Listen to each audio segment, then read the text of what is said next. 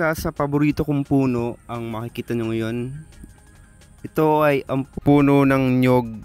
Ito yung puno ng nyog na variety na maliit o dwarf coconut tree. Ipapakita ko po sa inyo. Tingin ko lahat din ng Pilipino alam yung buko. Kasi paborito ito na juice. Karaniwan buko juice na kinukuha dito, saka yung mga byproducts pwedeng yun sa gata, then yung kopra. So itong buko na variety na to, yung talagang dwarf siya. Kung makikita nyo, lapat na yung bunga niya sa lupa. Around 2 feet lang yung pinakapuno,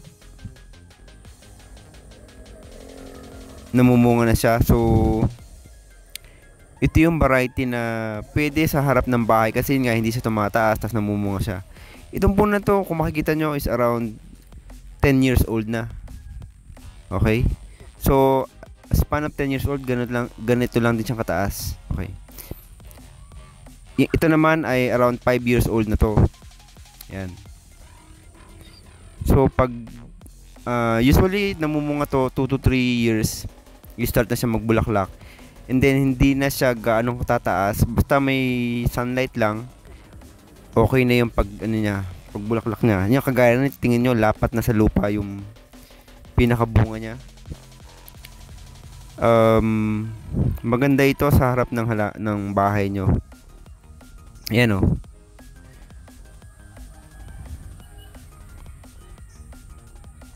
Ito around 5 years old na tong puno na to. Then marami na rin siyang bunga. So meron din na tanim dito around 15 years old na. Around 6 foot lang din yung height niya. Ito naman 3 years old na to. So nag-start na siya magbulaklak. Ayan oh.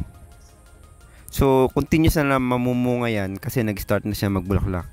So span of 6 months, malalaki na yung bunga nito. Ayan. Tingnan nyo oh.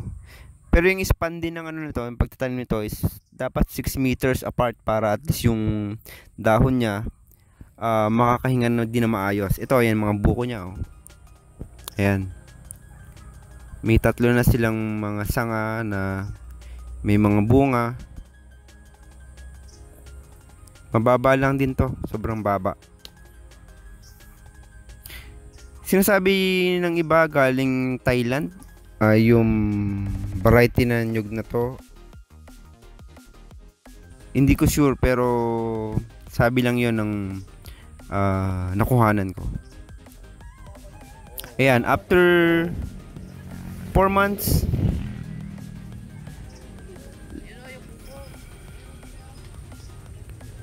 or after 3 months, ganito na yung mga bunga niya. Marami na rin siyang mga buko. Ayan oh. Yan.